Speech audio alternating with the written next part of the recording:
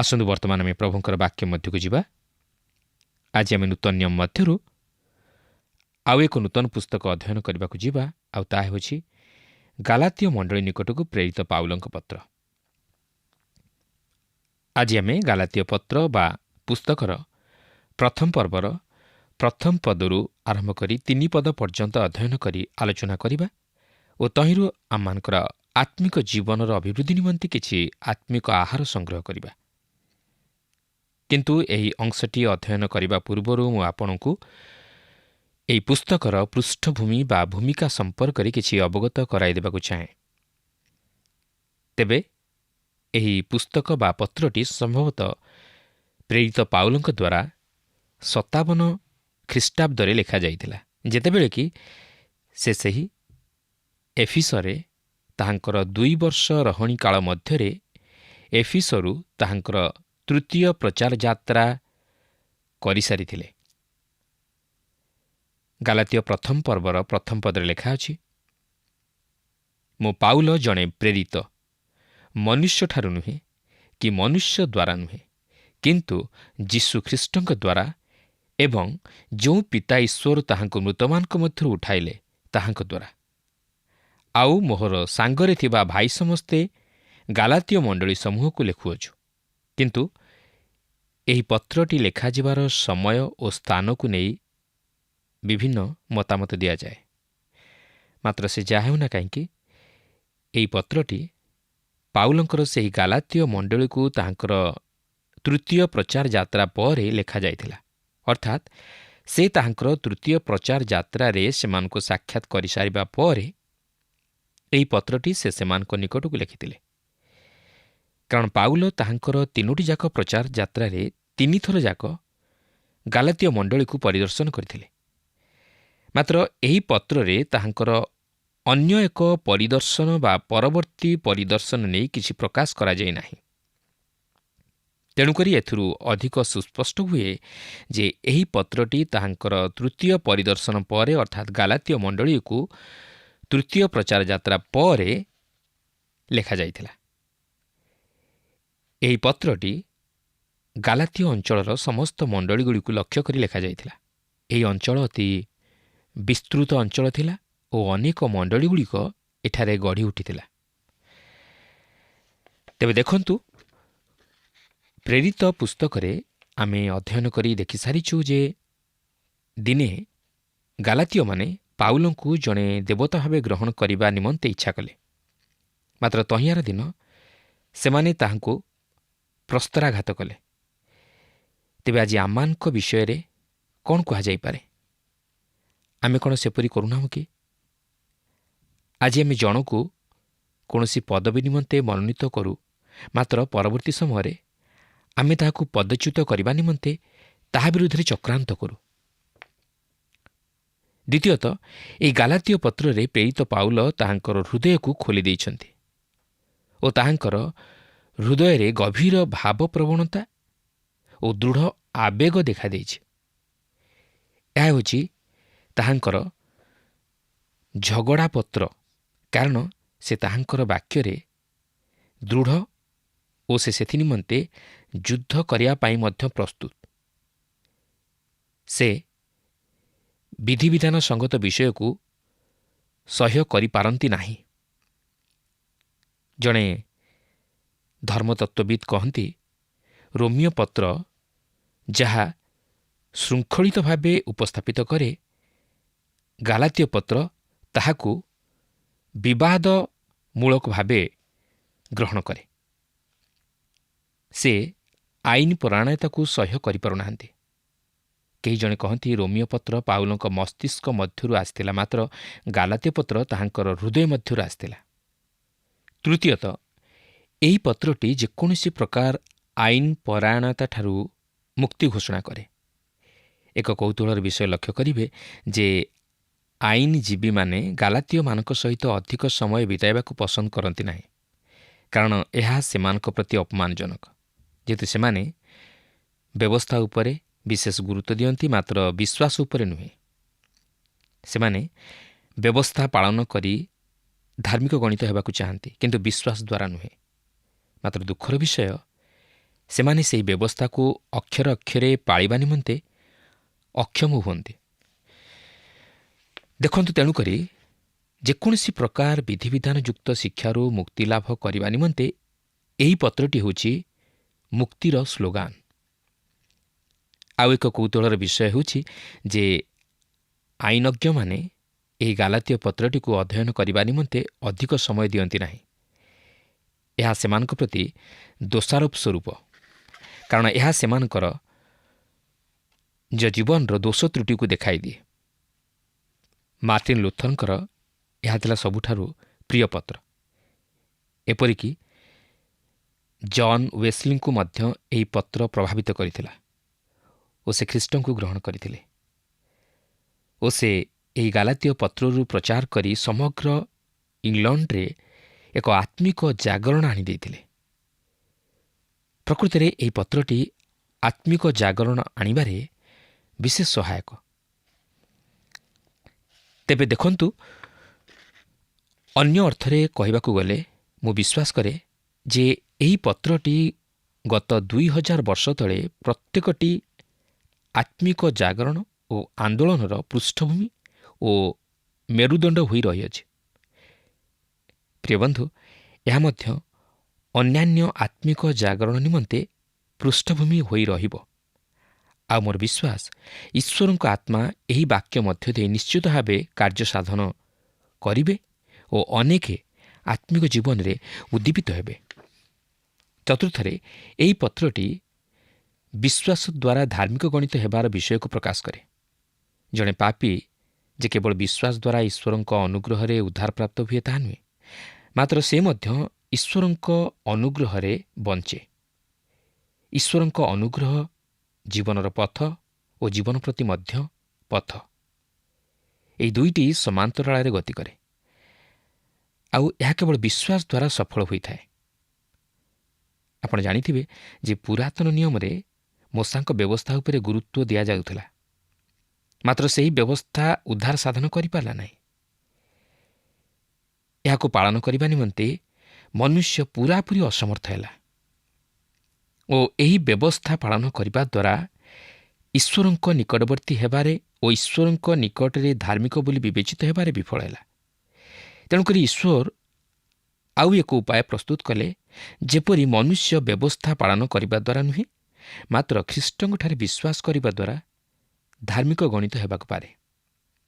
ହଁ, ବ୍ୟବସ୍ଥା ଯଦିଓ ଉଦ୍ଧାର କରିପାରେ ନାହିଁ, ମାତ୍ର ସେହି ଉଦ୍ଧାରର ପଥରେ କଢ଼ାଇ ନିଏ ଓ ମନୁଷ୍ୟ ନିଜର ପାପପୂର୍ଣ୍ଣ ଜୀବନକୁ ଦେଖି ସେହି ଉଦ୍ଧାରକର୍ତ୍ତାଙ୍କର ଆବଶ୍ୟକତାକୁ ଉପଲବ୍ଧି କରେ ଓ ଖ୍ରୀଷ୍ଟଙ୍କଠାରେ ବିଶ୍ୱାସ କରିବା ଦ୍ୱାରା ପାପରୁ ଉଦ୍ଧାର ପ୍ରାପ୍ତ ହୁଏ। ତେଣୁ ଏହି ଗାଲାତୀୟ ପତ୍ରର ମୁଖ୍ୟ ବିଷୟବସ୍ତୁ ହେଉଛି ବିଶ୍ୱାସ ଦ୍ୱାରା ଧାର୍ମିକ ଗଣିତ ହେବା ଓ ଏହା ବିଶ୍ୱାସ ଉପରେ ଗୁରୁତ୍ୱ ଆରୋପ କରେ। ତେଣୁକରି ଏହି ଗାଲାତୀୟ ପତ୍ରରେ ପ୍ରେରିତ ପାଉଲ ବିଶ୍ୱାସ ଦ୍ୱାରା ଧାର୍ମିକ ଗଣିତ ହେବା ଉପରେ ବିଶେଷ ଗୁରୁତ୍ୱ ଦିଅନ୍ତି ଓ ଯେଉଁମାନେ ଏଥିରେ ବ୍ୟବସ୍ଥାକୁ ଯୋଗ କରନ୍ତି, ପାଉଲ ସେମାନଙ୍କର ବିରୋଧ କରନ୍ତି। କାରଣ ଯିହୁଦୀ ଧର୍ମରେ ବ୍ୟବସ୍ଥା ଓ ବିଶ୍ୱାସ ଏହି ଦୁଇଟି ମୁଖ୍ୟ ବିଷୟ ଥିଲା। ମାତ୍ର ପାଉଲଙ୍କର ବିଶ୍ୱାସ ବ୍ୟତୀତ ଅନ୍ୟ କୌଣସି ଉତ୍ତର ନଥିଲା।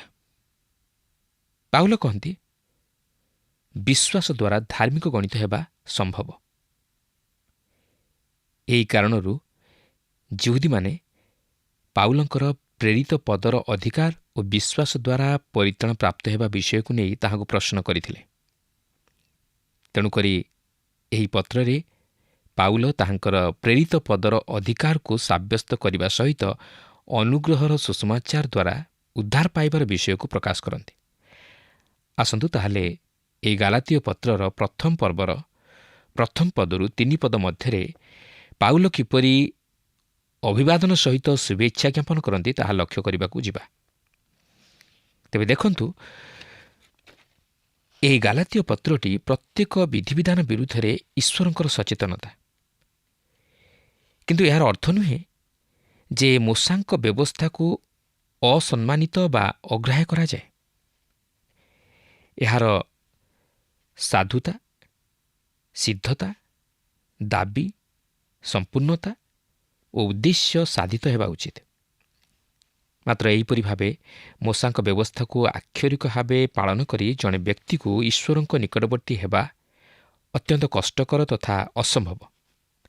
କିନ୍ତୁ ଅନ୍ୟ ଏକ ଉପାୟ ମନୁଷ୍ୟ ନିମନ୍ତେ ଉନ୍ମୁକ୍ତ, ଯାହାଦ୍ୱାରା କି ସେ ଈଶ୍ୱରଙ୍କ ଦୃଷ୍ଟିରେ ଧାର୍ମିକ ବୋଲି ବିବେଚିତ ହୋଇପାରିବ। ମାତ୍ର ତାହା ପୂରାପୂରି ମୋଶାଙ୍କ ବ୍ୟବସ୍ଥାକୁ ଉପେକ୍ଷା କରେ। ଆଉ ସେହି ପଥ ହେଉଛି ବିଶ୍ୱାସ। କାରଣ ଧାର୍ମିକ ବିଶ୍ୱାସ ଦ୍ୱାରା ବଞ୍ଚିବ, ଯାହାକି ଏହି ପତ୍ରର ମୁଖ୍ୟ ବିଷୟବସ୍ତୁ। ତେଣୁକରି ଏହି ପତ୍ରରେ ବିଶ୍ୱାସ ଉପରେ ଗୁରୁତ୍ୱ ଦିଆଯାଏ। ନୂତନ ନିୟମରେ 3ଟି ପତ୍ର ହବକୁକ୍ 2 ପର୍ବ 4 ପଦକୁ ଆଣି ଉପସ୍ଥାପିତ କରନ୍ତି। ଧାର୍ମିକ ବିଶ୍ୱାସ ଦ୍ୱାରା ବଞ୍ଚିବ। ରୋମିଓ 1 ପର୍ବର 17 ପଦରେ ଧାର୍ମିକ ଉପରେ ଗୁରୁତ୍ୱ ଆରୋପ କରେ। ଏବ୍ରି 10 ପର୍ବର 38 ପଦ ବଞ୍ଚିବା ଉପରେ ଗୁରୁତ୍ୱ ଆରୋପ କରେ ଓ ଗାଲାତୀୟ 3 ପର୍ବର 11 ପଦ ବିଶ୍ୱାସ ଉପରେ ଗୁରୁତ୍ୱ ଆରୋପ କରେ। ରୋମିଓ ପତ୍ର ଏହି ବିଷୟ ଉପରେ ଗୁରୁତ୍ୱ ଆରୋପ କରେ ଯେ ମନୁଷ୍ୟ ମୋଶାଙ୍କ ବ୍ୟବସ୍ଥା ବ୍ୟତୀତ ବିଶ୍ୱାସ ଦ୍ୱାରା ଈଶ୍ୱରଙ୍କ ନିକଟରେ ଧାର୍ମିକ ବୋଲି ଗଣିତ ହୁଏ। ଗାଲାତୀୟ ପତ୍ରରେ ପାଉଲ ତାହାଙ୍କର ସୁସମାଚାର ସେହିମାନଙ୍କ ନିକଟରେ ସମର୍ଥନ କରନ୍ତି ଯେଉଁମାନେ କି ବିଶ୍ୱାସ ଦ୍ୱାରା ଧାର୍ମିକ ଗଣିତ ହେବା ସହିତ ବ୍ୟବସ୍ଥାକୁ ମଧ୍ୟ ଯୋଗ କରନ୍ତି। ବିଶ୍ୱାସ ଓ ବ୍ୟବସ୍ଥା ଯିହୁଦୀ ଧର୍ମର ମୂଳମନ୍ତ୍ର ଥିଲା। କିନ୍ତୁ ବିଶ୍ୱାସ ସହିତ ଆଉ କିଛି ବିଷୟ ଯୁକ୍ତ ଯଦି କରାଯାଏ ତାହା କିଛି ନୁହେଁ। ଏହା ଥିଲା ପାଉଲଙ୍କର ଉତ୍ତର। ଯିହୁଦୀ ଧର୍ମାବଲମ୍ବୀମାନେ ଜଣେ ପ୍ରେରିତ ହିସାବରେ ପାଉଲଙ୍କର ଅଧିକାରପତ୍ର, ତାହାଙ୍କର ଶିକ୍ଷା, ଯାହାକି ପରିତ୍ରାଣ ନିମନ୍ତେ ସାଧାରଣ ବିଶ୍ୱାସ ହିଁ ଯଥେଷ୍ଟ, ସେହି ବିଷୟ ଉପରେ ପ୍ରଶ୍ନ କରୁଥିଲେ। ତେଣୁ ପାଉଲ ତାହାଙ୍କ ପ୍ରେରିତ ପଦର ସମର୍ଥନ କରିବା ସହିତ ଉଦ୍ଧାରପ୍ରାପ୍ତ ହେବା ନିମନ୍ତେ ଅନୁଗ୍ରହର ସୁସମାଚାରର ପ୍ରଚୁରତାକୁ ପ୍ରମାଣିତ କରନ୍ତି। ତେବେ ଦେଖନ୍ତୁ ଗାଲାତୀୟ 1 ପର୍ବର 1 ପଦରେ ଏହିପରି ଲେଖା ଅଛି, ମୁଁ ପାଉଲ ଜଣେ ପ୍ରେରିତ, ମନୁଷ୍ୟଠାରୁ ନୁହେଁ କି ମନୁଷ୍ୟ ଦ୍ୱାରା ନୁହେଁ, କିନ୍ତୁ ଯୀଶୁଖ୍ରୀଷ୍ଟଙ୍କ ଦ୍ୱାରା ଏବଂ ଯେଉଁ ପିତା ଈଶ୍ୱର ତାହାଙ୍କୁ ମୃତମାନଙ୍କ ମଧ୍ୟରୁ ଉଠାଇଲେ ତାହାଙ୍କ ଦ୍ୱାରା। ପାଉଲ କହନ୍ତି ସେ ଜଣେ ପ୍ରେରିତ।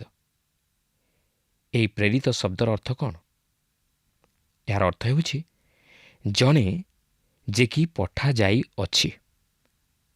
ତେବେ ଏହି ପ୍ରେରିତ ଶବ୍ଦକୁ ସାଧାରଣତଃ 2ଟି ଅର୍ଥରେ ବ୍ୟବହାର କରାଯାଏ, ଯାହାକି ପ୍ରେରିତ 1 ପର୍ବର 21-26 ପଦରେ ଉଲ୍ଲେଖ ହୋଇଅଛି ଓ 11 ପର୍ବର 22 ପଦରେ ଉଲ୍ଲେଖ ହୋଇଅଛି। ପ୍ରଥମତଃ 12 ଜଣ ଶିଷ୍ୟଙ୍କ ମଧ୍ୟରୁ ଜଣେ, ଯାହାକି ପ୍ରେରିତ 1 ପର୍ବର 21 ପଦରୁ 26 ପଦରେ ଉଲ୍ଲେଖ ହୋଇଅଛି।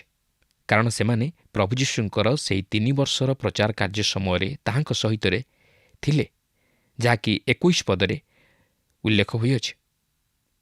ତାହାଙ୍କ ପୁନରୁତ୍ଥାନରେ ପରବର୍ତ୍ତୀ ପ୍ରଚାର କାର୍ଯ୍ୟର ଚାକ୍ଷୁଷ ସାକ୍ଷୀ ହେଲେ, ଯାହାକି 22 ପଦରେ ଲେଖା ଅଛି, ଓ ଖ୍ରୀଷ୍ଟଙ୍କ ଦ୍ୱାରା ମନୋନୀତ ହେଲେ, ଯାହାକି 22 ପଦରେ, ଏବଂ ପ୍ରେରିତ 9 ପର୍ବର 15 ପଦରେ ଏବଂ 26 ପର୍ବର 16 ଓ 17 ପଦରେ।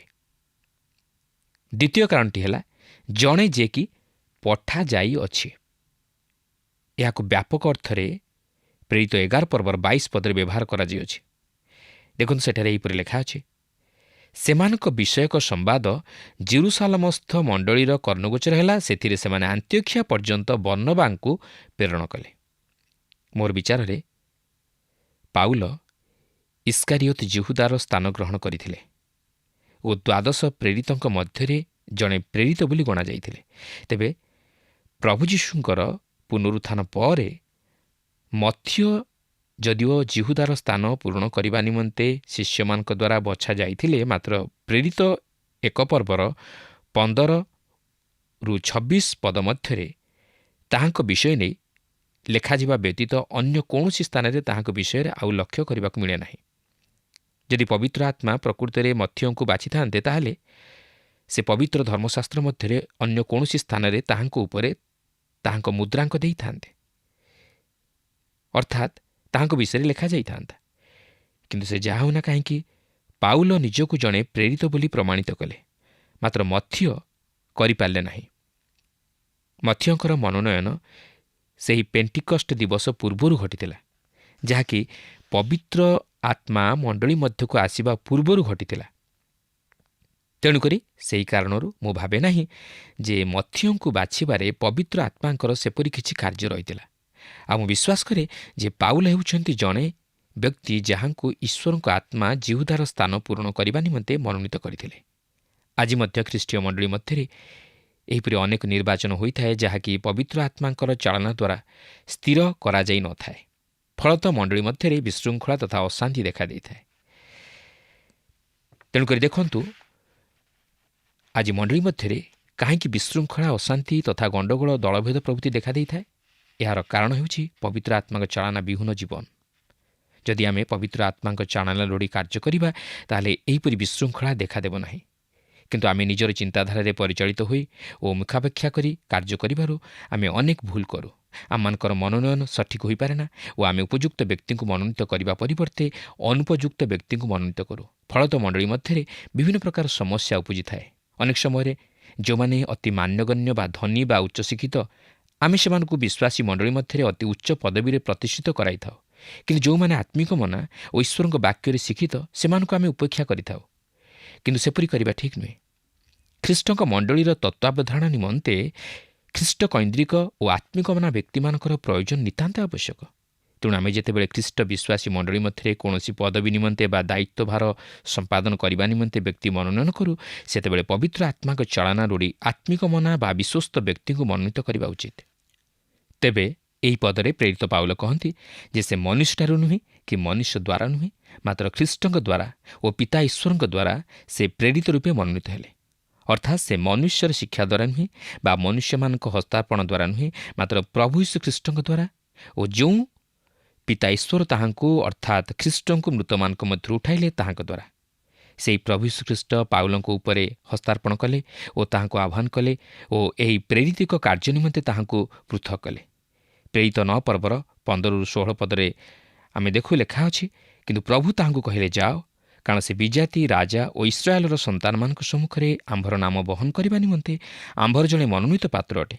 ଜଣୁ ଆମ୍ଭର ନାମ ସକାଶେ ତାହାକୁ ଯେ କେତେ ଦୁଃଖ ଭୋଗ କରିବାକୁ ହେବ, ତାହା ଆମ୍ଭେ ତାହାକୁ ଜଣାଇବା। ମନୁଷ୍ୟ ହିସାବରେ ଓ ମାଣ୍ଡଳିକ ହିସାବରେ ଜଣକୁ ଯେତେବେଳେ ମଣ୍ଡଳୀର ପାଳକ ଭାବେ ହସ୍ତାର୍ପଣ କରାଯାଏ, ସେତେବେଳେ ସେ ମଣ୍ଡଳୀର ପାଳକ ପଦ ନିମନ୍ତେ ଯୋଗ୍ୟ ବିବେଚିତ ହୁଅନ୍ତି। ଏପରିକି ସେ ହସ୍ତାର୍ପିତ ହେବା ପୂର୍ବରୁ ଈଶ୍ୱରଙ୍କ ବାକ୍ୟରେ ଶିକ୍ଷିତ ହୋଇ ତାଲିମ ଗ୍ରହଣ କରିଥାନ୍ତି। ଏହିସବୁ ବିଷୟ ମନୁଷ୍ୟ ଦ୍ୱାରା ଓ ମନୁଷ୍ୟଠାରୁ ହୋଇଥାଏ, ଯେଉଁମାନେ କି ଈଶ୍ୱରଙ୍କ ଦ୍ୱାରା ଆହୁତ ବା ମନୋନୀତ ବ୍ୟକ୍ତି। କିନ୍ତୁ ପାଉଲଙ୍କ କ୍ଷେତ୍ରରେ ସେପରି ନୁହେଁ। ସେ ସିଧାସଳଖ ଈଶ୍ୱରଙ୍କ ଇଚ୍ଛାରେ ଖ୍ରୀଷ୍ଟ ଯୀଶୁଙ୍କ ଦ୍ୱାରା ଆହୁତ ଓ ହସ୍ତାର୍ପିତ ହୋଇଥିଲେ, ଯାହାକି ତାହାଙ୍କର ପ୍ରେରିତ ପଦକୁ ସୁଦୃଢ଼ ଓ ପ୍ରମାଣିତ କରେ। ପାଉଲ ପ୍ରେରିତ ପଦର ଅଧିକାରୀ ହେବା ପଛରେ ମନୁଷ୍ୟର କିଛି ହାତ ନଥିଲା, କାରଣ ସେ ସିଧାସଳଖ ଯୀଶୁଖ୍ରୀଷ୍ଟଙ୍କ ଓ ପିତା ଈଶ୍ୱରଙ୍କ ଦ୍ୱାରା ପ୍ରେରିତ ପଦ ପ୍ରାପ୍ତ ହୋଇଥିଲେ। ଏହାପରେ ଗାଲାତୀୟ 1 ପର୍ବର 2 ପଦରେ ଲେଖା ଅଛି, ଆଉ ମୋହର ସାଙ୍ଗରେ ଥିବା ଭାଇ ସମସ୍ତେ ଗାଲାତୀୟ ମଣ୍ଡଳୀ ସମୂହକୁ ଲେଖୁଅଛୁ। ପାଉଲ କେବଳ ଗୋଟିଏ ମଣ୍ଡଳୀକୁ ଲେଖନ୍ତି ନାହିଁ, ମାତ୍ର ସେ ବିଭିନ୍ନ ମଣ୍ଡଳୀଗୁଡ଼ିକ ନିକଟକୁ ଲେଖନ୍ତି, ଅର୍ଥାତ୍ ଗାଲାତୀୟ ମଣ୍ଡଳୀ ସମୂହକୁ ଲେଖନ୍ତି।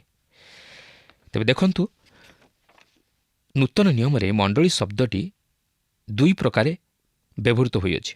ଗୋଟିଏ ହେଉଛି ଏହା ବିଭିନ୍ନ ଦଳର ସମସ୍ତ ବିଶ୍ୱାସୀମାନଙ୍କର ଏକତ୍ରୀକୃତ ସମାବେଶକୁ ଯୋଗ କରେ, ଯେଉଁମାନେ ଖ୍ରୀଷ୍ଟଙ୍କୁ ଉଦ୍ଧାରକର୍ତ୍ତା ରୂପେ ବିଶ୍ୱାସ କରିଅଛନ୍ତି। ଆଉ ଗୋଟିଏ ହେଉଛି ଏହା ଆଞ୍ଚଳିକ ସମ୍ମେଳନକୁ ପ୍ରକାଶ କରେ, ଯାହାକି ପାଉଲ ଏଠାରେ ସେହି ଦୃଷ୍ଟିକୋଣରୁ ନେଇ ମଣ୍ଡଳୀ ଶବ୍ଦଟିକୁ ବ୍ୟବହାର କରିଅଛନ୍ତି। ଗାଲାତୀୟ ଅଞ୍ଚଳର ଅନେକ ସ୍ଥାନରେ ମଣ୍ଡଳୀଗୁଡ଼ିକ ବା ଆଞ୍ଚଳିକ ସମ୍ମେଳନଗୁଡ଼ିକ ରହିଥିଲା। ପିସିଦିଆର ଆନ୍ତିଓଖିଆରେ ଏକ ମଣ୍ଡଳୀ ଥିଲା, ଦର୍ବିରେ ଥିଲା, ଲୁସ୍ତ୍ରାରେ ଥିଲା ଓ ଅନ୍ୟାନ୍ୟ ସ୍ଥାନମାନଙ୍କରେ ଥିଲା, ଯାହାକି ସେ ସେହିସବୁ ସ୍ଥାନ ପରିଦର୍ଶନ କରିଥିଲେ। ଏଫିସିୟ ପତ୍ରରେ ଆମେ ମଣ୍ଡଳୀକୁ ନିୟମାନୁଯାୟୀ ଏକ ଏକତ୍ରୀକୃତ ସମାବେଶ ଭାବେ ଲକ୍ଷ୍ୟ କରୁ, ଯାହାକି ଏକ ଅଦୃଶ୍ୟ ମଣ୍ଡଳୀ। କିନ୍ତୁ ଏହି ଅଦୃଶ୍ୟ ମଣ୍ଡଳୀ ନିୟମାନୁଯାୟୀ ଏକ ଏକତ୍ରୀକୃତ ସମାବେଶ ମଧ୍ୟରେ ଆଜି ନିଜକୁ ପ୍ରକାଶିତ କରିବାକୁ ଅଛି। ଖ୍ରୀଷ୍ଟ ବିଶ୍ୱାସୀମାନେ ଆଞ୍ଚଳିକ ବିଶ୍ୱାସୀମାନଙ୍କ ସମାବେଶ ମଧ୍ୟରେ ପରିଚିତ ହେବା ଉଚିତ। ଏହାପରେ 3 ପଦରେ ଲେଖା ଅଛି, ଆମମାନଙ୍କ ପିତା ଈଶ୍ୱର ଓ ପ୍ରଭୁ ଶ୍ରୀଖ୍ରୀଷ୍ଟଙ୍କଠାରୁ ଅନୁଗ୍ରହ ଓ ଶାନ୍ତି ତୁମମାନଙ୍କ ପ୍ରତି ହେଉ। ଏହା ହେଉଛି ପାଉଲଙ୍କର ନିୟମାନୁଗତ ଶୁଭେଚ୍ଛା, ଯାହାକି ସେ ତାହାଙ୍କର ଅଧିକାଂଶ ପତ୍ରରେ ବ୍ୟବହାର କରନ୍ତି। ସେଠାରେ ଅନୁଗ୍ରହ ଓ ଶାନ୍ତି ଦୁଇଟି ଶବ୍ଦ ବ୍ୟବହାର କରନ୍ତି, ଅର୍ଥାତ୍ ସେ ଯେତେବେଳେ ଅନୁଗ୍ରହ ଶବ୍ଦ ବ୍ୟବହାର କରନ୍ତି ସେତେବେଳେ ସେ ବିଜାତୀୟ ପୃଷ୍ଠଭୂମି ମଧ୍ୟରୁ ଆସିଥିବା ଖ୍ରୀଷ୍ଟ ବିଶ୍ୱାସୀମାନଙ୍କ ପ୍ରତି ଲକ୍ଷ୍ୟ କରି ତାହା କହନ୍ତି ଓ ଯେତେବେଳେ ଶାନ୍ତି ଶବ୍ଦଟି ବ୍ୟବହାର କରନ୍ତି ସେତେବେଳେ ଜିହୁଦୀମାନଙ୍କୁ ଲକ୍ଷ୍ୟ କରି ତାହା କହନ୍ତି। ବର୍ତ୍ତମାନ ଈଶ୍ୱରଙ୍କର ସେହି ଅନୁଗ୍ରହ ଈଶ୍ୱରଙ୍କ ଶାନ୍ତିକୁ ଅନୁଭବ କରିବା ପୂର୍ବରୁ ଅନୁଭୂତ ହେବା ଆବଶ୍ୟକ। ଜଣେ ଖ୍ରୀଷ୍ଟ ବିଶ୍ୱାସୀ ଯେତେବେଳେ ଖ୍ରୀଷ୍ଟ ଈଶ୍ୱରଙ୍କ ଅନୁଗ୍ରହର ଅଧିକାରୀ ହୁଏ ସେତେବେଳେ ସେ ଈଶ୍ୱରଙ୍କର ସେହି ଶାନ୍ତିକୁ ଅନୁଭବ କରେ। ପ୍ରଭୁ କରନ୍ତୁ ଯେପରି ଆମମାନେ ପ୍ରତ୍ୟେକ ଖ୍ରୀଷ୍ଟ ବିଶ୍ୱାସୀ ହିସାବରେ ଈଶ୍ୱରଙ୍କର ସେହି ଅନୁଗ୍ରହ ଓ ଶାନ୍ତିର ଅଧିକାରୀ ହେଉ। ପ୍ରଭୁ ପ୍ରତ୍ୟେକଙ୍କୁ ଆଶୀର୍ବାଦ କରନ୍ତୁ।